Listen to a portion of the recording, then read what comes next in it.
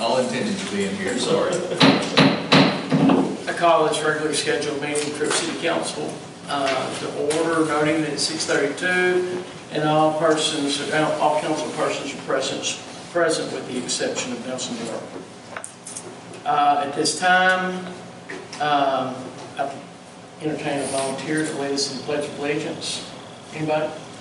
Just a pledge of allegiance I'll or the pray. flag? I'll pray. Yeah, I'll do the flag. You pledge.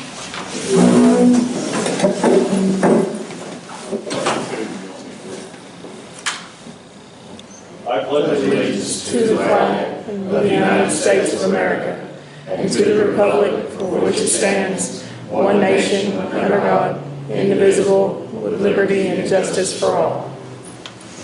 Now we'll pray. Lord, I thank you for the opportunity to come together as men and women of the city of Troup, volunteering to try to do a good job being good stewards of the funds and resources that are available to us to keep Troup a safe and pretty place to live. I ask, Lord, that you give us the wisdom to make good decisions on behalf of all the citizens of Troup, and I ask that you bless this meeting in Jesus' holy name. Amen. Amen. Randy, your time is done. I sling those prayers around every now and then. Agenda item number 4 would be to consider approval of minutes from the regularly scheduled meeting from March 19, 2018. I make a motion that we approve the minutes of the regular scheduled meeting of March 19, 2018. Second. We have a motion. Is there any additional discussion? Hearing none, all in favor signify by saying aye. Opposed, same sign. Mr. Cumberland, was this agenda item number 5 where we were going to do the NHS? Yes. Okay. We have citizen comments, brief comments concerning non-agenda items. Comments on agenda items should be held until the agenda item is called for. But at this time, we have a presentation from the NHS, and you're up. Introduce yourself to the council. You guys, all right. Yeah, and then So my name is Jeff McCormick. I'm a senior NHS member with Troup High School. And this year for our group NHS project, we decided to do a movie night to benefit Troup PD. We had one of the kids dressed up as the Easter Bunny. We gave out candy. We had one of the hot movies up on the big screen in the elementary. We sold drinks, snacks, all those kind of things. Kind of made it a fun night for the kids. And we ended up raising $366 for Troup PD. So go ahead and over this one. There you go. Make sure you come up front where it gets on the video. You also edit the video. Oh, we do. That's what.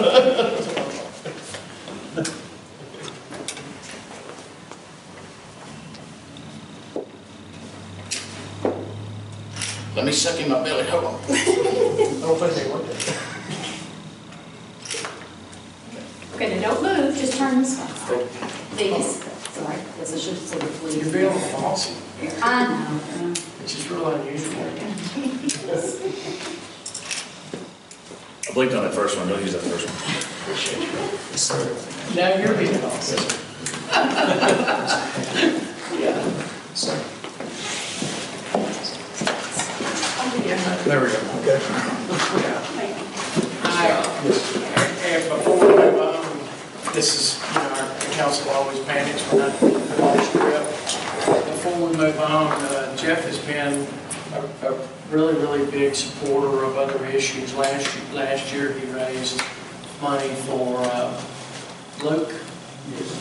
And I think we all maybe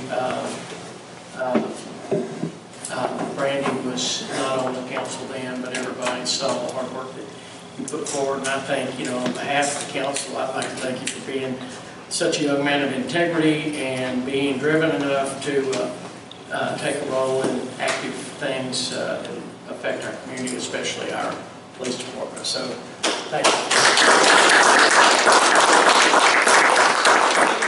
Applied for Eagle Scout. Yeah, close on that. I will be having my board by the end of the month. And I'll be sworn in, yes, sir. Right. Has some raised idea about going to College Station, but there's still a chance for that changing. But in the event that that's where he ends up, He makes we very love those good guys decisions. too. He makes very good decisions. Yeah. Anyway, thank you for your hard work, and we appreciate you. Agenda item number 6 would be to review and consider the financial report for the month of March 2018. And your cash report's in front of you, as well as the balance sheet and your income statement. And in your packet is your detailed income statement. If you remember, I've added the interest rates we're drawing on our various funds to the cash report. And we're drawing 1.531% over Austin Bank deposits. Our Texas Glass account, we're getting 1.75% on that. And that change is daily. So Friday when I checked, that was actually up to 1.8 something percent. So that's a daily rate change on that. And our CD with Financial Northeastern Companies, which is Citibank CD at this time. It was Bank of China CD, but it's Citibank this time. It's a 1.65%. And Bank of China is actually a U.S. chartered bank, so they're FDIC covered just like all the rest of them are. At this point in time, our total in water and sewer and our general fund is $1,024,000. If you remember, this time of the year is when our money is at its greatest because our tax revenues are coming in, and at the end of this month, they've already dropped this month. At the end of No more revenues on its way. All expenses. all your property tax revenue is in. So everything from here on out, we just have to hope that this money lasts us to the end of the year. And right now, we're with the money that's due to us on our grant money that we've already expended, and we'll get reimbursed back from the Texas Department of Agriculture. Our cash position is $116,381.79 greater than it was last year, which is the difference of 12.73%. In the general fund, we've got 17.48 weeks of money in, which works out to 4.03 months. In the water and sewer fund, we have 30.7 weeks of money, which works out to 7.08 months.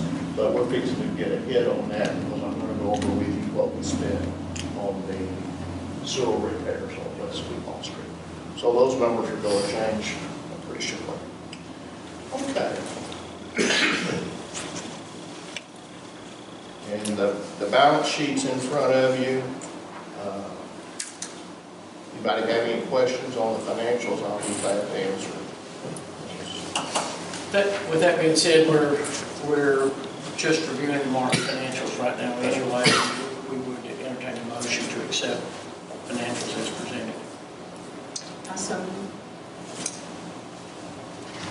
Motion. Second. Motion and a second. Any additional discussion? Hearing none, all in favor signify by saying aye. Aye. Opposed, same sign, and that motion passes. And we'll roll right on to agenda item number 7, which would be questions and input from the city manager's written report, and we have a copy of that here. Okay, at the end of March, we're at 50% of the budget year. For 6 consecutive months, sales tax revenues have been less than they were last year.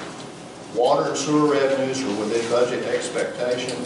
Property tax revenues are about $27,000 greater than they were at this time last year. Most of this is not additional money, it's just that the money came in more quickly this year.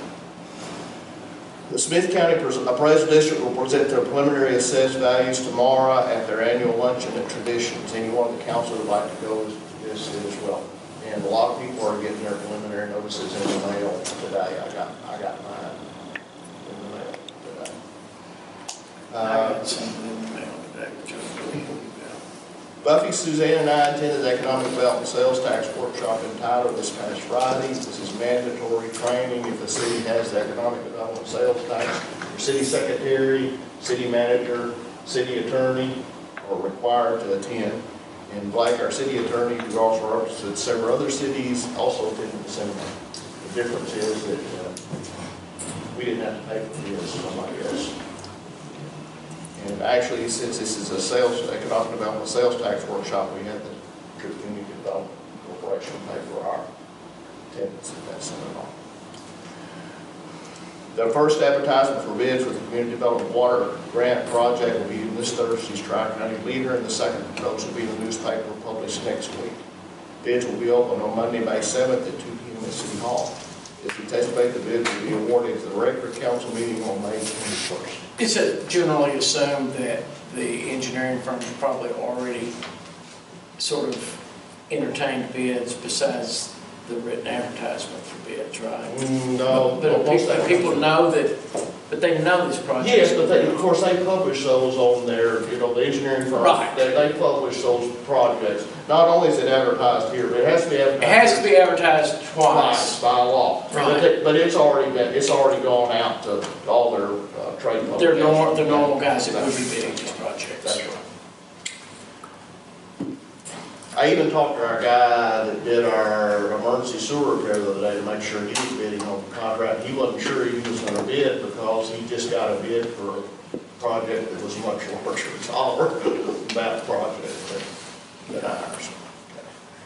The Troup Chamber of Commerce banquet is this Thursday, 6:30 p.m. at Troup High School cafeteria. The Police Officer of the Year, Municipal Employee of the Year will be named. It will be catered by Way and Way East Texas Barbecue. And Suzanne has tickets. And that's at 6. 6:30, I'm sorry. I'll be attending the Tyler Technologies Conference in Boston from this next Saturday through next Wednesday. Tyler Technologies company provides the software that handles all the city's business functions. And Buffy has been before more than once, and she says all orders I think there, so we're hoping that works out. Is this in Boston, or like South Boston? It's in Boston, probably Marion, North Carolina. Downtown Boston. It's a lobster trip. See, I plan on being on vacation from May 17th until June 16th. I'll miss the May 21st council meeting, however, I'll be back on Monday, June 18th council meeting. And as you know, I have communications at all times. So if you need something. We don't know it as well as Buffy does. She never misses a day without talking to Jimmy, something like that. Oh, glory. Any questions? Any questions? She looks forward to it. Any questions? No actions required on the city manager's written report. We'll roll on to agenda item number 8, discuss and consider recommendation from Troup Planning and Zoning Commission concerning sign placement at 204 West Duval, which is in the historical district. And again, I guess, Gene, I'll let you take this. Well, yeah, this is for Jeff, and they made a request to the zoning commission to approve the sign that they were going to place and putting in a game room. Yeah, have I got it all right so far? Right. Yes, I got it, okay. And so anyway, so the Planning and Zoning Commission voted unanimously to approve, to recommend to you that you will approve the sign for installation. Okay. Pretty simple presentation. That would require a motion and a second. Yes. They recommended that we do approve. Yes, they did. The P and Z did. Yes, I make a motion. And this is all about signs. that's right. This is not about the business, this is about the sign. I make a motion that we approve the sign for the new business coming into the historic district. Second. We have a motion and a second. Is there any additional discussion? Hearing none, all in favor signify by saying aye. Opposed, same sign, and that motion passes. Congratulations on the sign. Hope the rest of it works as well as the sign.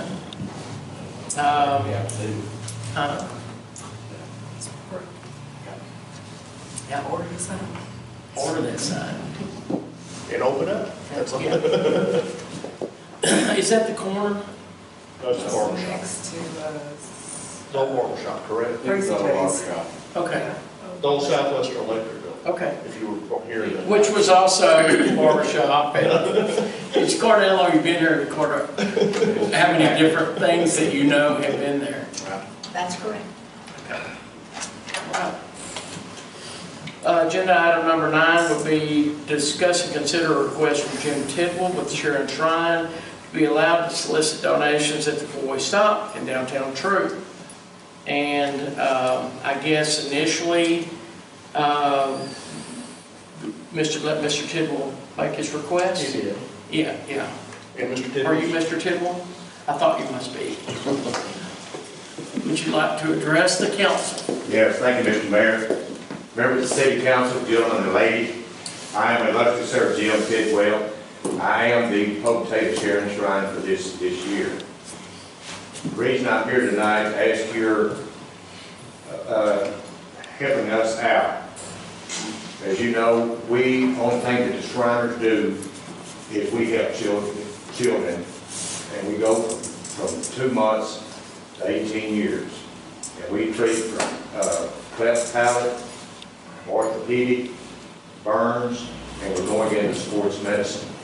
The reason I'm asking for this is we collect money on these locations, and we're fixing to lose one location in Tyler, and probably another one next year or in the near future. We stand on the corner and we take up donations, and we call it paper day, but it's hospital benefit day. This money goes to our transportation fund to transport the kids to the hospitals. We have 2 vans. We have one stationed in Tyler, and we have one in Lufkin, and that goes to combined. The money that we take up for this pays for those vans, pays for the insurance, the gas. Our drivers do it at their own expense. We do not get anything they do not get anything from driving the vans. And what we do is the kids that cannot afford it, or they cannot have suitable transportation, we take them down there. We serve Freesport, Houston, and Galveston hospitals. Occasionally, we take kids to the Scottish Rite Hospital in Dallas. When there's nothing available from the Scottish Rite, we do transport those. So what I'm asking is your consideration for allowing us to set out here at the stop sign. Everybody will have vests on, the reflective vest. We have the insurance that we would be more than happy to provide for you. Like I said, I'm not asking for, our paper day this year is May 4th and 5th, which I know is too early to get in here for this year, but we're looking for places to go for next year. I thank you for your consideration. Thank you. A couple of things we did, you could sit if If you you want. have any questions, I'll be more than happy to try to. We've done, and this is initially for the council, because we did what we normally do. We go to council and ask, make sure that we're not in violation of something. You know, there's been discussions, and for your benefit, so you know, a lot of less well-known organizations often would like to be able to just show up and do some sort of fundraising at different intersections. So it's a little complicated for us to make sure that we do it by the book. The initial information that we found from our legal counsel was that there was a limit, that we were limited to, am I saying right, the public that would need to be fired? She has the. Okay. Yes, so, Yeah, of course, this is our ordinance on it, yeah, which was enacted in 2008. yeah. Which basically, it mimics the state law. Yeah. Which basically, So we're going to discuss this for purposes of discussion before a motion comes forward, just sort of talk about this. But you guys and ladies may have ended up with copies of this. Like Armstrong said, he had a chance to look at section 552.007 and .0071 regarding charitable solicitations in the roadway. And it looks like in order to do this, listing group must be recognized charitable organization per IRS rules, firstly, which is a non-issue. And secondly, the individuals doing this listing should be employees or agents of the city, which loosely would cover firefighters, police officers, etc. This selection would tend to prohibit groups that were not directly affiliated with the city. So that's his, just looking in, digging into the weeds and seeing what the legal description of what we can comfortably do is. Obviously, we all know, or most of us all know, people that are very active in the Shriners organization and would like to find a way to oblige it without opening the door to create some precedent that would allow any organization to do that. So I wanted to verify that because Gene and I, letter of the law, we feel like we have a roadblock there. Is that, but the council has the ability to do, sure. I mean, we have the ability to do what we want to do. Well, and I would ask one quick question, and you can do this. Does this happen in May every year? Is that always a May event? Yes, sir. It's usually the first weekend in May. Okay. Now we have units in our in the shrine. They go to different locations, different times. Days. Yeah. Like we've got one that's going to Mineola. One unit's going up there. They're doing that in conjunction with the garage sale they have on Highway 80. Yeah, so that they're doing it all at one time. Yes.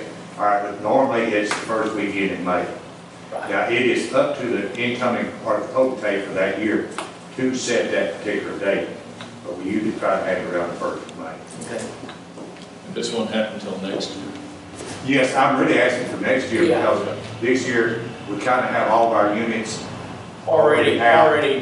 because, Place. well, for instance, So you're looking ahead to find another location? yes, the one up here at Bascom in the Spur, they're putting in red lights. So we're going to have it Saturday on the 5th, but we can't do it on the 4th because they're working. So we're going to lose that this year. And we're just looking for new locations for the future. Yeah. Are there any of your locations that are inside city limits? Sir, I mean, Are there any of your locations that are inside city limits? our city limits, Or in anybody's city limits. So Anybody's. you're doing it actually inside somebody's corporate city well, we're limits. doing it inside Flint. They're at 346, I think it See, is. that's not an Down at Bullard. area. That's In the city limits of Tyler, What about in Bullard? Are you doing the full-way there in Bullard? no, sir, we haven't contacted them Okay. yet. So, Because I had this,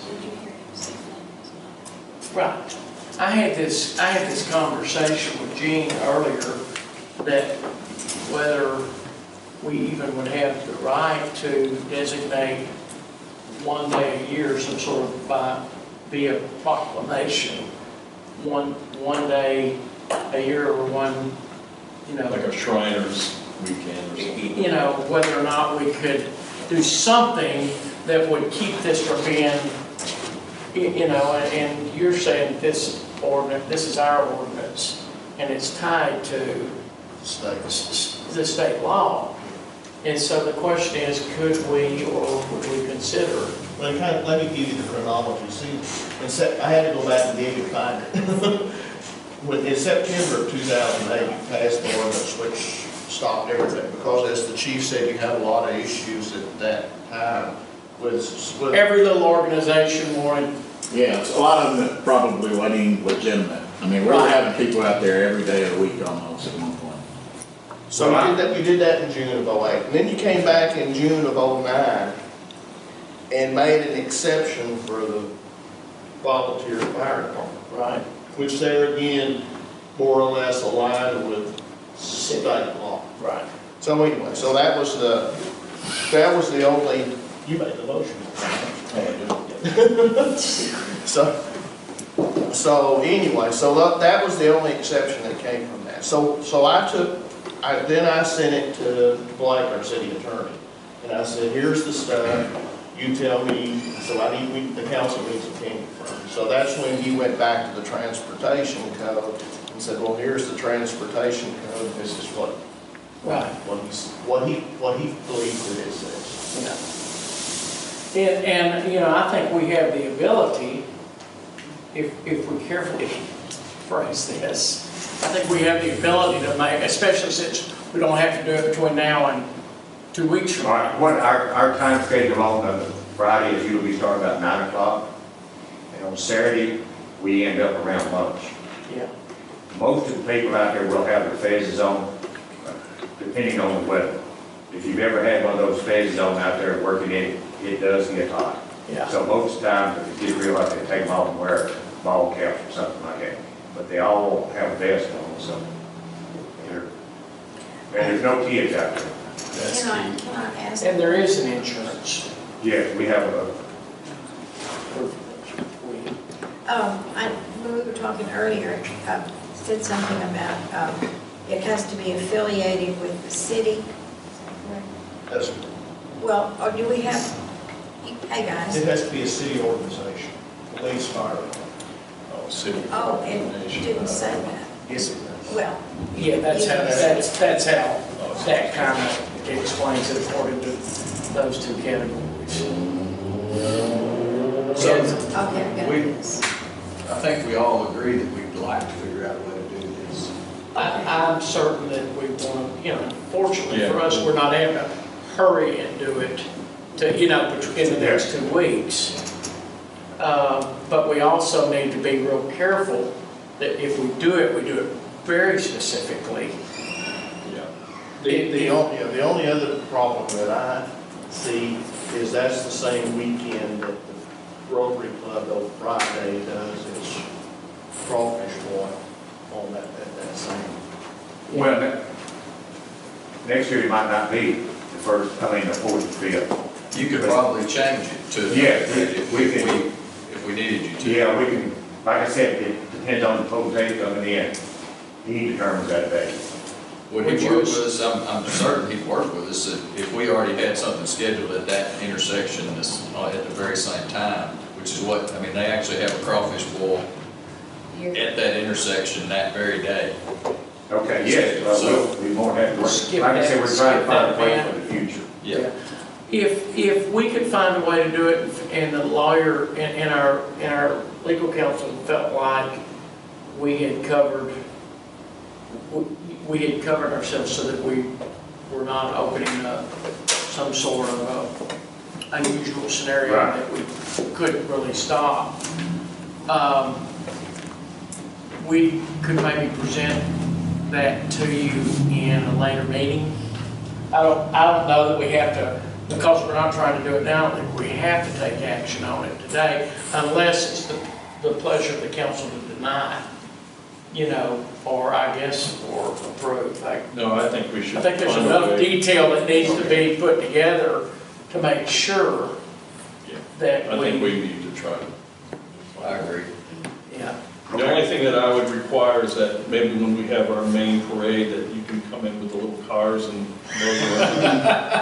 Our Christmas parade. Our Christmas parade.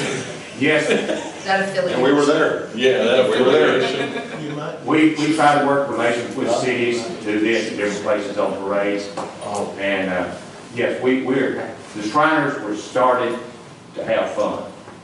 And the only way we No know how to budget fun. gesture. Chief, do you have any input on this? Well, we went through this years ago. I mean, first of all, the insurance is $1 million policy. The roadblock, I believe, you know, my dad's a Shriner, he's a Shriner, I'm a Mason, we love the Shrine.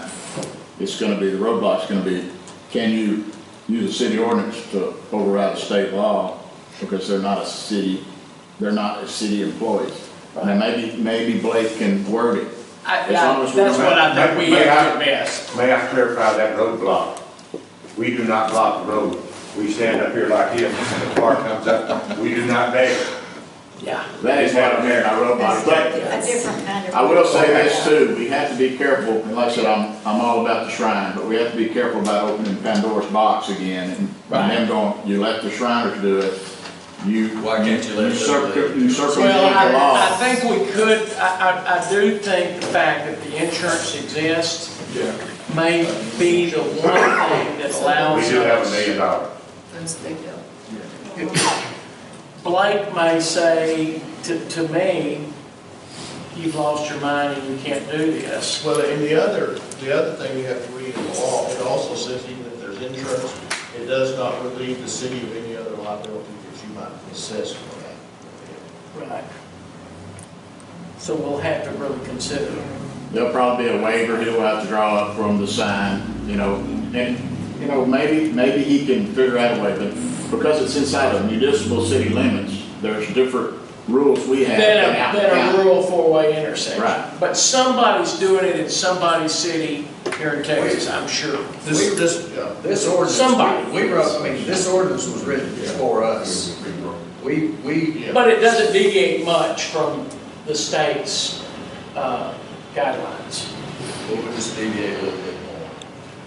Yeah, I think if there's a way, I would say, especially since you're not asking for this to happen quickly, let us do a little research, and if you are our contact person on that, let's just be sure that you and I, and probably Gene, visit about any suggestions that we might have, and we'll talk to the chief too, because he'll understand the on-board side of it, and we'll see if we can't come up with something in the next few meetings that will either be a, yes, we can under these conditions, or no, we can't find an avenue that allows us to do it. It would be wonderful, as you're doing some legwork, like you're doing now, if you do find anybody that's actually in a corporate city limits that is doing it, that we could ask about what kind of agreement. We're in Minneota. We'd love to see. Yes, I forgot about that. Yeah, we'd love to see what, Okay. that would help us a lot. And I think they also in Hall. That would help us a lot. Yeah. Because there's gotta be some kind, unless Okay. they're just turning a blind eye. Do you think that's what's happening? The chief says, see no evil. If they're just turning a blind eye to it, it doesn't give us the tool that we would like to have. And that would be that somebody has come up with the method for making it one, I think, where we're not opening it up for every little organization to show up with yellow buckets and stand out there and say, this is for our kids, mission trip, or this is for our, Little League baseball team. yeah, the Little League baseball team. Because we've got to be able to say, and the insurance has got to be, the fact that you guys have it Yeah. is a big deal. So. When you talk about city, we also got the city of Milan down around Hempfield. No other Smith County cities. Minneota's the only one I can think of just offhand. But if they're Well, no, close, that's what. yeah, the closer they are to us, the better. Yeah. So if you'll think about that and maybe get back in touch with Gene and. Okay. Now, if you could get their ordinance where they made an exception for you, so that I could send that to our attorney. Yeah. I will check on it for you, sir. Yeah, even if you just had one of them, that would be. Yeah, because our city attorney represents about 11 other cities. So if he has seen an exception in any of those cities, he would have probably sent that to me when he answered my email. So this is something that he may not have seen. So if you could find an ordinance where an exception was made for you, that would be very helpful to all of us. I will check in. And fortunately, we've got, we can work on this through the summer or early in the fall and try to see if we can't find a way. Because I think generally, if the council could, we can't do a show of hands, but if the council could, I think we would definitely be in favor of being supportive of the shrine. I appreciate that. We just got to do it, the right way. So I would be eager to see it happen. I don't know that I'm completely optimistic yet, but I'm eager to see it happen. Okay. Well, it's not for me personally. It's No, for no, you. it's for the kids. And I thank you for your time. All right. Thank you. All right. Thank you. There's no action required at this time on the request from the Sharon Shrine. correct? Would we need to table that, or No, no need to table it, just so you can develop that. just Ongoing. Yeah, the only thing I'd like to, I don't need, all I need is instructions from you to get with the attorney can that be instructions from the mayor, or does it yeah, need to be no, by it is, I law? think it's instructions from you. Okay. And I think we've got that. You're gonna try to find some other ordinances that help us out on that. Yeah. So that, if you can just bring those back to me, Okay. we can roll with it all. Yeah. Because none of us are opposed to helping the children at all. We just want to make sure that we're not in trouble with the state of Texas when we do that. Because I've been in trouble with the state of Texas already once this week for a big ditch out in the middle of my house. Okay. Then we'll move on to agenda item number 10, discuss and consider approving an ordinance setting the speed limit in the Oak Crest subdivision. And Jane, again, I guess I'll let. Well, let me kind of give you some background on this. While we had the big ditch in Duval and Brandon Street, I had a citizen from down in that area ask that we lower the speed limit. But of course, if an area is not posted, Chief, correct me when I get off base here. If an area is not posted inside the city limits, the speed limit is automatically 30 miles an hour. Is that correct? And so I asked the chief to go, they request a speed limit of 15 miles an hour. So I asked the chief to go down there and check. Who did? The person? The person living in there. He wanted to know if we would consider lowering the speed limit. And I explained to him that that wasn't an administrative decision, that was a decision that had to be made by the city council. Chip. So, I asked the chief to go down there and take a look at it. He came back with this letter. He recommended that we lower the speed limit to 15 miles an hour. So at that point in time, I sent a letter to the attorney again. I said, we want to lower the speed limit in this subdivision to 15 miles an hour.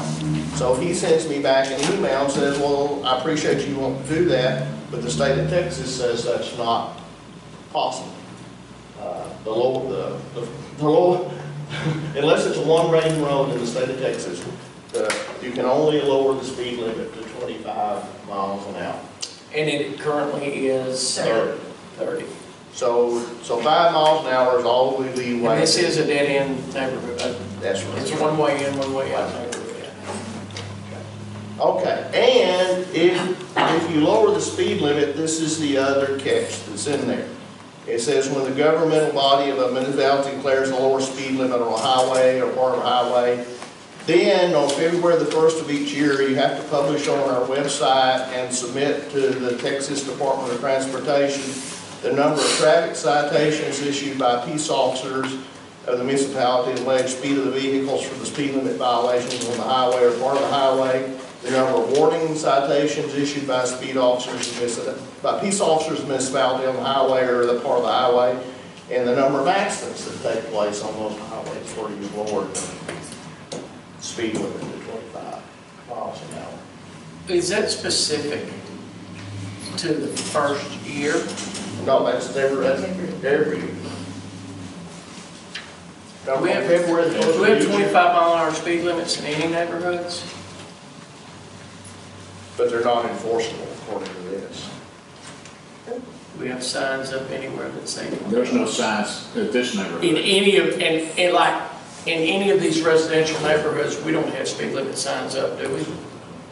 Westwood, I believe we did Westwood several years ago. I did ask Gene if we could just put speed bumps up.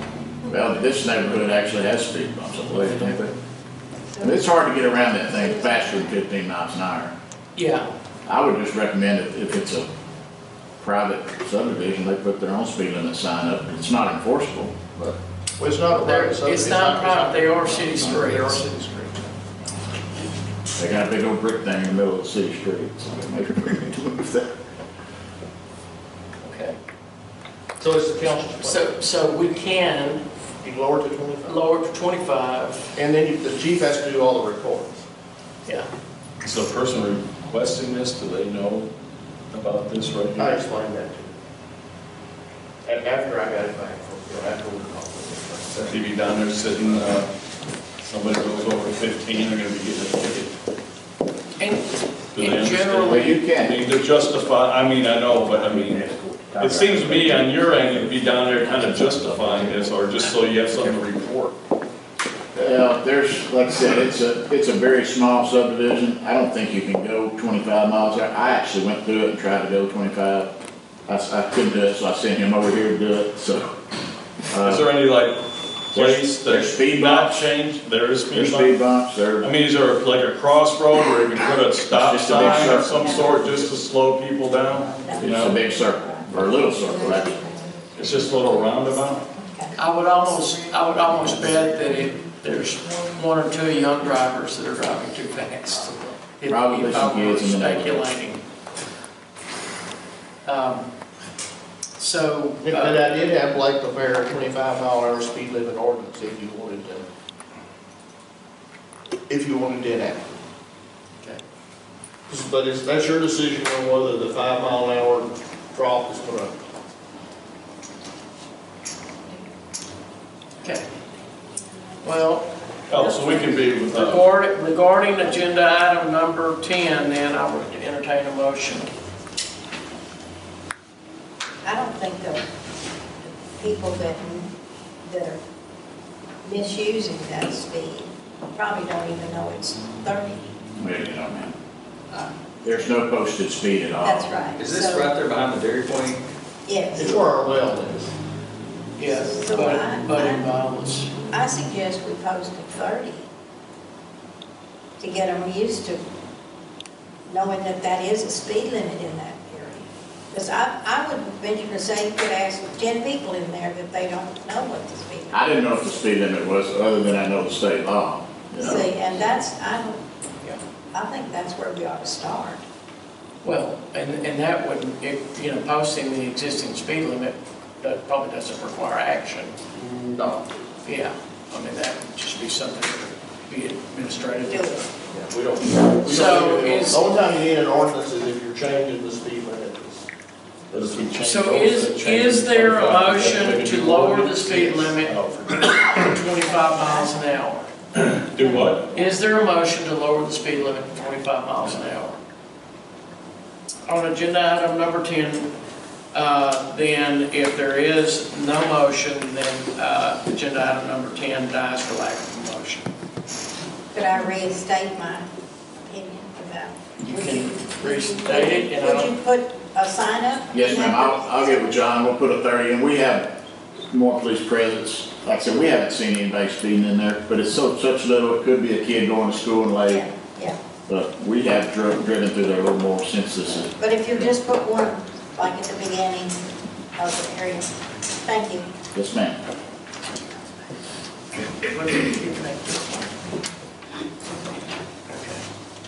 Yeah, if it's attorney information, you need to back it up. the emails from the attorney that everyone received regarding the shrine request. And the speed limit. Oh, the speed limit, the ones on the speed limit. Yeah, if you've got them, she has to keep them because they confidential attorney stuff. Even though we read it, it's still. Yes. Okay. Agenda item number 11 will be discuss and consider action on substandard properties. But, well, there's really no action to take. I was just gonna tell you what Randy's working on. Right now, he's tagged 4 substandard structures in the same neighborhood. Sort of in the order of, Yeah, well, and in an area where if we wanted to do something with them, we could easily work within that area. moving of equipment. And those are 207 Tar Button, 210 Tar Button, 210 Melton, and 509 Walker. The notice he sent required a rehab plan due on all 4 no later than 5 p.m. on May 18, 2018. And if he doesn't hear anything from that, then there'll be a public hearing on the properties conducted by the Board of Adjustments, which is the city council. So you have to adjourn your city council meeting and reconvene as the Board of Adjustments. Then you'll hold this public hearing on these properties. And if no action's been taken, then the Board of Adjustments can make recommendations on what needs to be done to the property. And these are four of the most dangerous properties. I'll show them too. This is 207 Tarpon. The roof's already fallen off a part of it. This is 210 Tarpon. The roof's already fallen off of most of it. This is 210 Melton.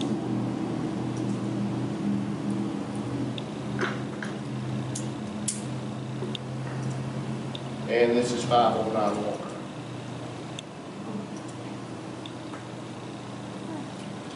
And I might remind the council, what the thing that Gene was talking about is for us to be able, and he's dotting the i's and crossing the t's with regard to notice, both notice to the property owners and also generally a public notice of our intent to do something about it. In the event that we decide to take action on these, there will be a tax lien or is it a tax lien? Is that how you describe it? There would be a tax lien assigned to each one of these properties.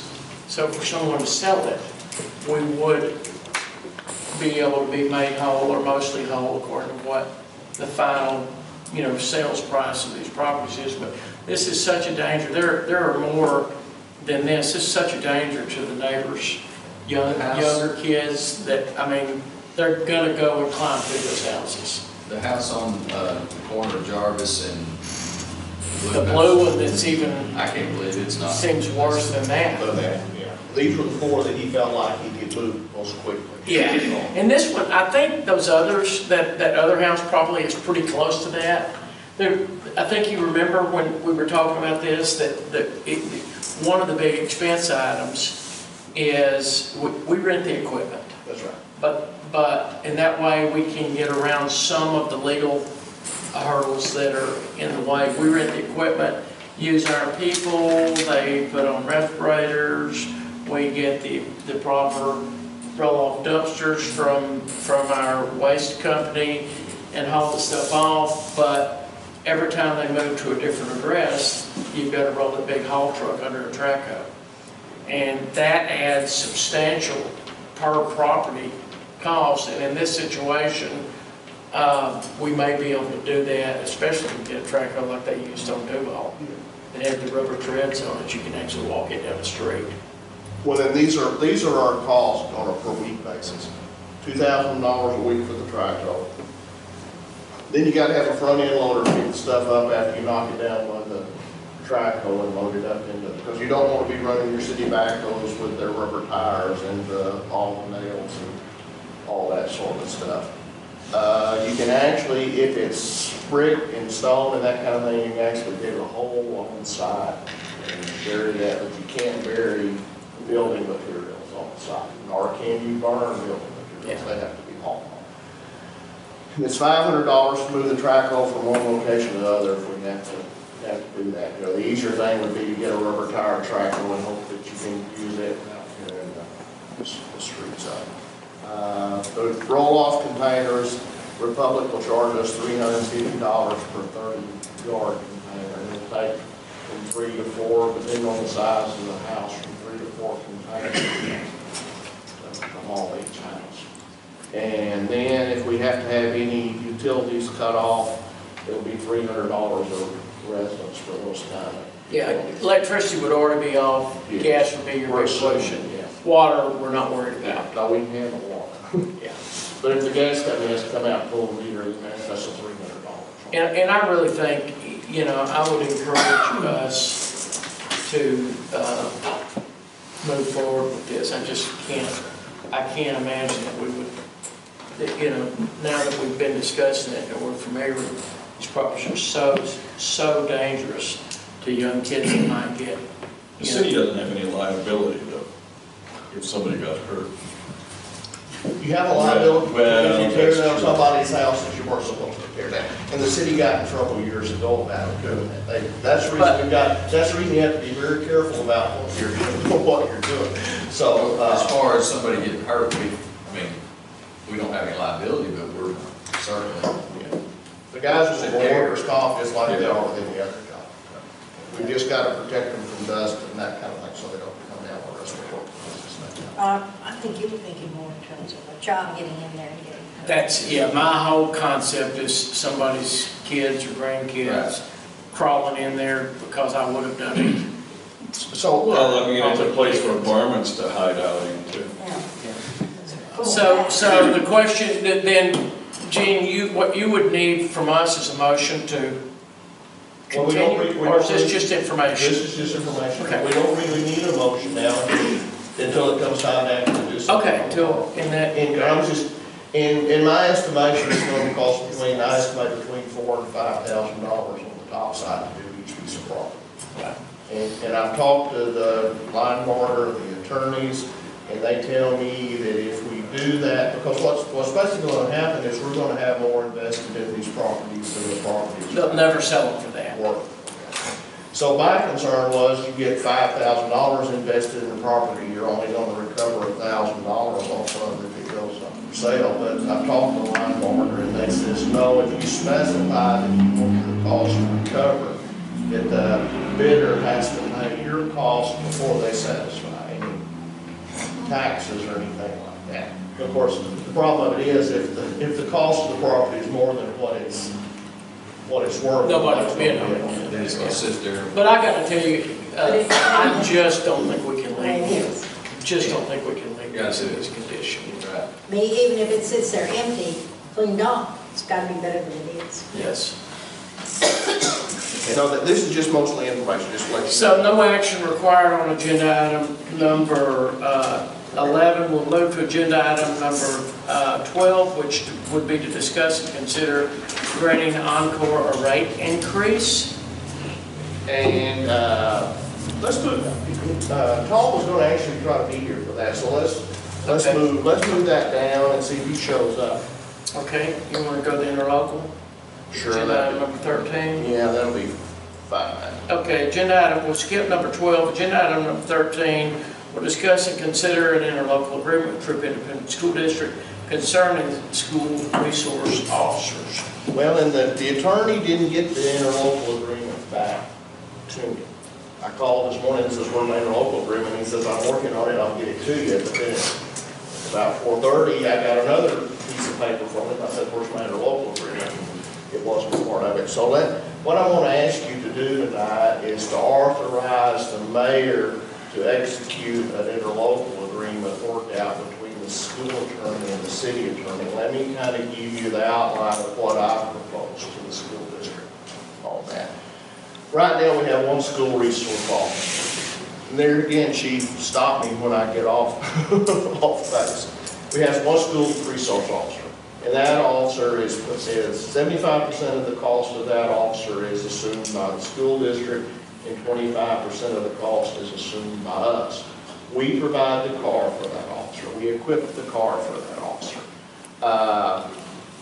The school pays up to $1,000 a year for the maintenance of that car. Any maintenance costs beyond that, we absorb, correct? Correct. The school, in light of everything that's happened, would like to add a second school resource officer. And to kind of minimize the cost to the city taxpayer on that, I have proposed to the school district that if they'd like to do that they pay 80% of the cost of both school resource officers. The other thing about that is we'll continue, they won't have to pay for a car this year because we have a seized vehicle, which can be used for the second SRO's car. They will pay to equip the car. We will not be out any money for lights, radios. They know the cost from that. That's about $6,000, if I remember off the top of my head. And in the interlocal agreement, they will be required to provide a new vehicle every 4 years. We will continue to provide one officer with a vehicle, but the second officer of the school, we need to buy a car for him every 4 years. All this is correct, right? Yes, sir. Okay. And they pay 100% of the SRO training for both officers. So what I've asked Blake to do is prepare us an interlocal agreement along those guidelines. Now, here's the kicker for the city. This is going to add about a penny to the city's tax rate. Of course, it might be more than that, or it might be less than that. It could be more than that because our sales tax revenues are falling. And of course, the sales tax revenue is falling and you're raising expense, then your cost of covering that cost is going to go up. If our assessed values go up, then the rate might be a little less than a penny, but the dollar amount's not going to change too much. It's going to cost us about $7,000 a year. Extra. And the request didn't actually originate with so much with the chief as it did the school. Yes. And so we began initially through the police department, and then with Gene and interacting with the school officials, we began to find out the information that was necessary. And in light of everything that's gone on recently with school shootings and whatnot, it allows the school to have basically an officer on both campuses. If you consider the high school, junior high campus, and then the junior high campus. So it allows us to actually have elementary, yeah, I'm sorry. It allows you to have SRO at both locations at a fairly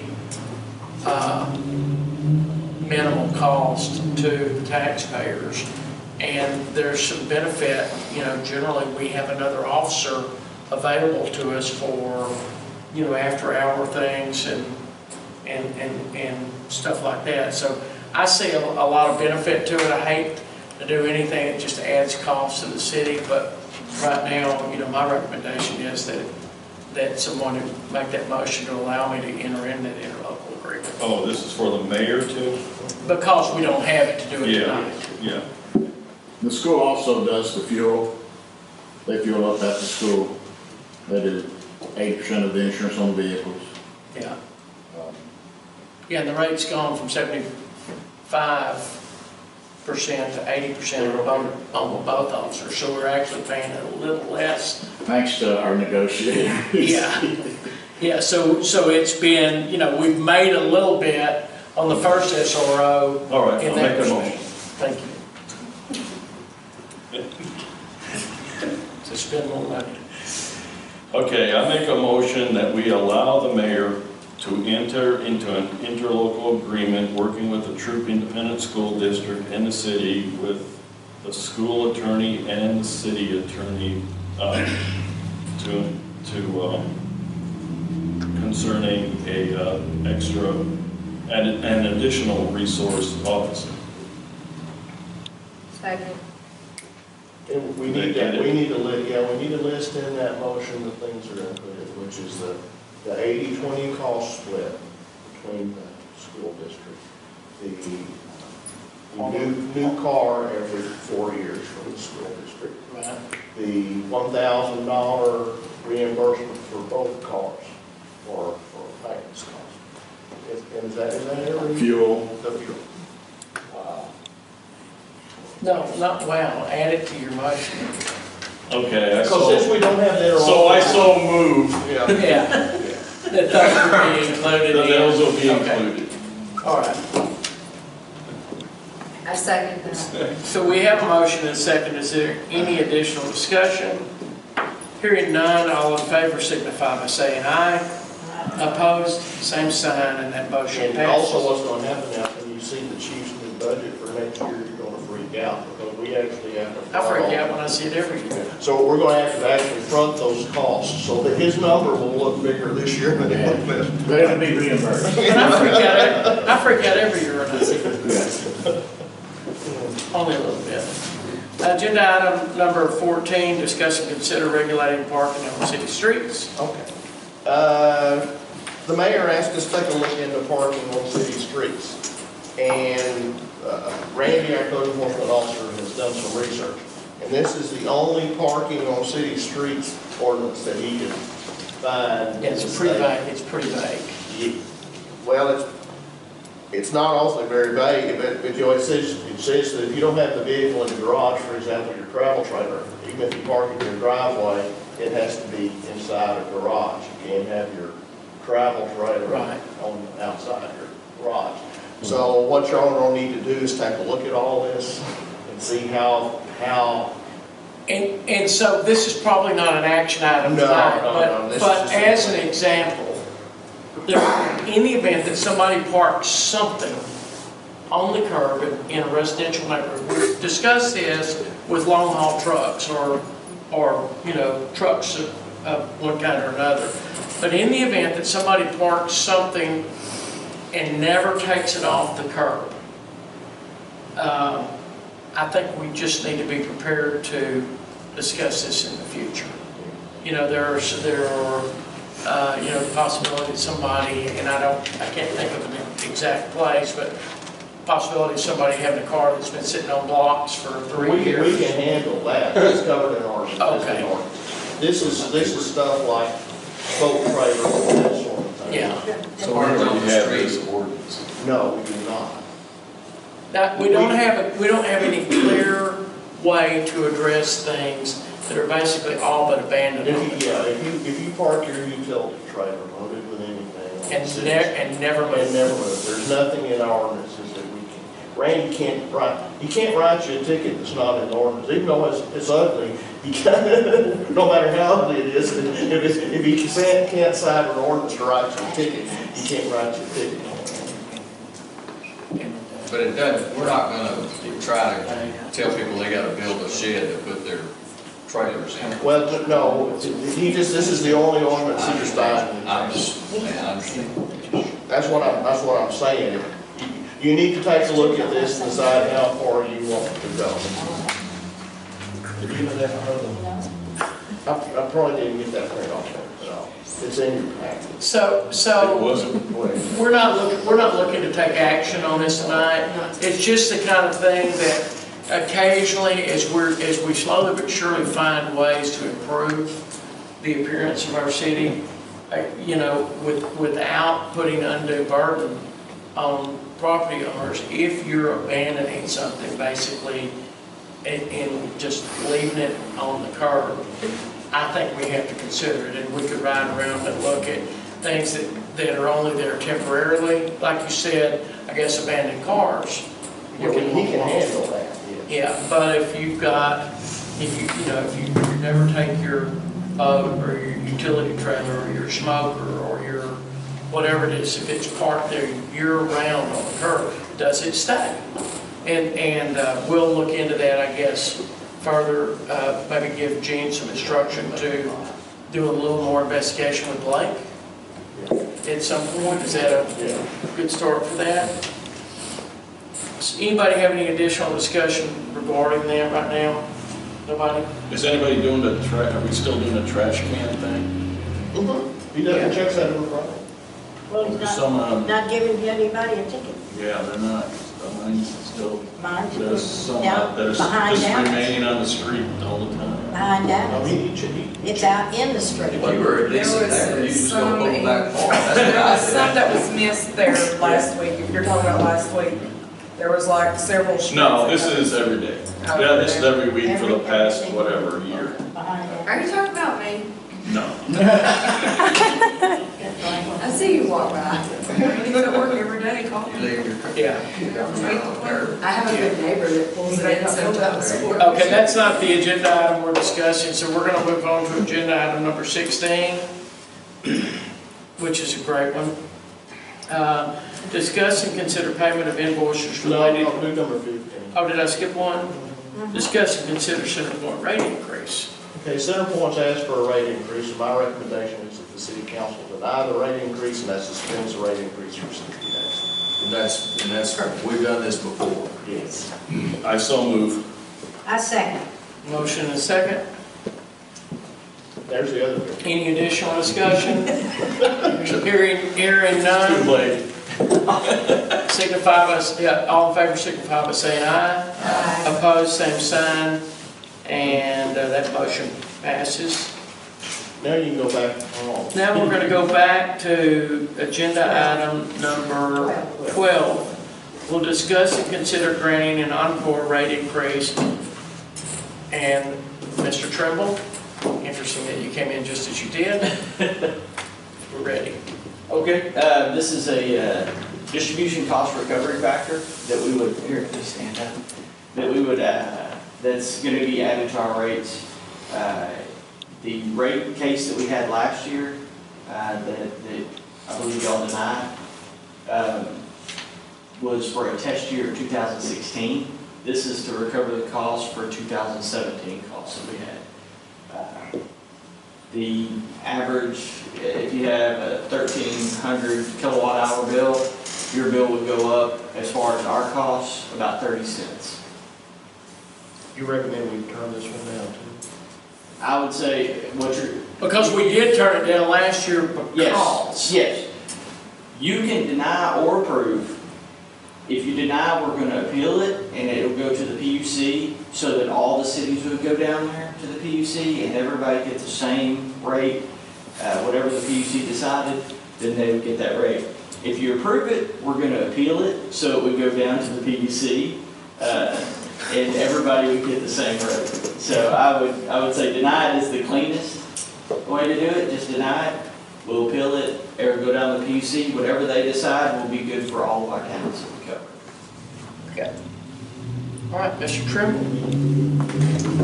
Thanks for coming. Sorry I'm late, it took a little bit longer in Alto than I thought. So, I make a motion that we don't grant the encore rate increase. I second. okay. We have a motion and a second. Is there any additional discussion? Hearing none. All in favor signify by saying aye. Aye. And that motion passes. And non-court attorneys have just made a good bit of money there. And basically, we just did the same thing, so That's for good. pretty much the same That makes reasons. sense. Yes. Absolutely. Okay. Tom, you don't have to stay. I mean, you're welcome to, but I'll what's your third city council meeting tonight? It's been a long day, so Okay. if y'all don't mind, now I'm going to a baseball game. Okay. Nephew's playing baseball, so All right. thank y'all for everything. And Jeff, you know, they're all ladies too, so Jeff's on his way eventually to that place. Good. Congratulations. Y'all have a good one. Thank you. Agenda item number 16, we will discuss and consider the payment of the invoices related to the West Duval Street emergency sewer repair. All right. And as you recall, last week we had a sewer line that collapsed. And our choice was either to repair it or to let raw sewer run out on the West Duval Street. So I thought it was in our best interest. And I asked the attorney, and he indicated, you want me to wait till you get back? No, I'm familiar with all this. Okay. So I asked the attorney to give me opinion on whether we could proceed with that repair without a council meeting, and he said it was an emergency repair, and he felt like that we could proceed at that point. So that's what we did. So basically what we did, we dug into the ground and we continued to dig until we hit good sewer pipe. And there was no good sewer pipe between the manhole in front of the Dairy Queen and the manhole in front of Brandon Street. So this is what all of that cost us. I'm going to show you the little bill first. We had AAA sanitation out there for A couple of days, and their bill was $3,375. Those are for the trucks that come in and pump those. We collected all the sewer that was coming out of Westwood and out of Brandon Street and from the Sonic and all that into town. We collected all that in the manhole in front of Brandon Street, and we used the sewer trucks to pick that sewer up as it filled and take it to the sewer plant. So the bill for this particular We one. took it to our own, sir. That's correct. His bill was $3,375. The bill from the guy that stayed there the most, he had a bigger truck, so we really liked using his truck. And his bill for the time that he was there, you gotta remember that this was going on day and night. The only time they weren't there was from about midnight until about 5:30 in the morning. Because after about midnight, everybody quits taking their baths and going to the potty as much. And then about 5:30 in the morning, those that take their baths and showers in the morning got up and started doing that same thing. So there was only about 4 hours a day when you didn't have to have a truck there at that manhole. And his bill was $16,100 for his period of time. And then,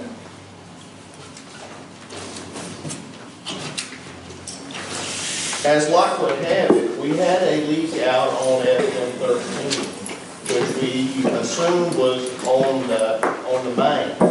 And that leak was too deep for us to reach with any of our backhoes. So we had scheduled Capco on that Tuesday, was it Monday or Tuesday? Anyway, the day we started having a significant sewer problem, we had scheduled them to come out and repair that leak anyway. So as it turned out, this became the more critical of the two things, and we just let the water run on FM13 until what they could get through with that. And this is the total bill from Capco for the replacing the line, digging the ditch, refilling the ditch, re-asphalting the ditch, was $47,784.47. And it's all itemized out. And they had, if you went out there and looked, they had a lot of guys out there working on that. Now, I mean, those guys never stood still. If a guy wasn't in the ditch, he was up on the street picking stuff up and putting it into the ditch. So this is what the total cost was on that project. Capco was $47,784.47. Aaron Sanitation was $16,100. AAA Sanitation was $3,375, and we had to pay our guys $1,473.19 in overtime. Because the entire time that sanitation truck was there, one of our guys needed to be there with him. Did we address those other repairs? Yes, but that's not included in this. Are they out of water? They're, And will they even be discussed tonight? Or no. They're just, Yeah, We got more sewer okay, repairs. all right. So, Started on sewer line repairs. no. No, unless we have something to do. Oh, okay. We have a water line. Okay, so Gene, in order to pay for this, it has to come out of the Our reserve. reserves? None of this was budgeted. You're right, so this has got to come out of the reserves, Right. and it's the reserves in the general fund or the water The reserve? water. Okay, so what we need to do is take action to pay these debts, which we Right. have to pay, That's right. and we have to use the reserves that we have. And we'll come back later in the year, we'll make an adjustment for it. Right, yeah. It's gonna happen. From the budget, so we do need, I'm just glad this happened this year, not 5 years ago. yeah, It would have been. I think this probably was going on 5 years It could ago, have been. from what I saw down there. So on agenda item number 16, then I would entertain a motion to authorize the payment of this amount out of Water. water and sewer fund. All right, I'll make a motion that we pay this emergency sewer repair on West Duval Street. The invoice is related to that, but out of water and sewer. Motion? Second. Motion and a second. Any additional discussion? Oh, and since this check will be, the one check will be over $20,000, either you or Carol will need to sign that. Gotta be careful. Hearing no additional discussion, all in favor signify by saying aye. Opposed, same sign, the motion passes. We have a rule if the check's over $20,000 for elected officials, that's to sign the check. Chief, under the citizen comments or under the city manager's written report, I neglected to recognize your police department report. Okay. If you'd like to go over that, now we have copies of it, but I hate to leave it undiscussed because, Well, that was not bad, I should. well, I'm trying to remember to not let that happen, but I'll do it quickly. We're at case 392 as of March 31st. We made 13 arrests in the month of March, executed 6 warrants, disorderly conduct, officers, peace officer warrant, which is a mental health warrant, made arrest for forgery of financial instrument, made arrest for assault causing bodily injury, made arrest for possession of drug paraphernalia, arrest for damaged vehicles, and arrest for public intoxication. We filed 6 cases in the month of March: possession of controlled substance, terroristic threat, forgery of financial instrument, and some accidents that we were leaving the scene. 7 citations and 53 warnings were issued. Officer McCullum resigned. He went to sell cars for a living. And I brought Officer Lowry, but they got off at 7, so I let him go. He just started, and we stowed him from our police department. We also conducted a security survey for the elementary campus at Troup ISD and made recommendations for improvements. They went over them at their council or their board meeting, and they're going to institute a lot of these improvements, i.e. doors that'll shut, fences where people can't just walk up and go in a door, et cetera, et cetera. And that's it. The vehicle. sorry that we missed you in that. That's not a problem. The vehicle, I went and showed you a picture of that. We seized that back in 2017. We talked to the district attorney's office today just to get a timeline on that thing. He believes that all the paperwork will be done by the start of school. That seized vehicle will be the second SRO vehicle. And like I said, in the contract, we'll have them dress it out. I think it's around $6,000 in light sirens, yada yada. Okay. So that's why if you see that picture in there, it was just kind of part of the SRO thing. That's all I have. Okay. Agenda item number 17 would be comments and input from the council mayor, city manager concerning future items of interest. Anybody? Anybody? Hearing none. I adjourn this meeting at 7:50 p.m.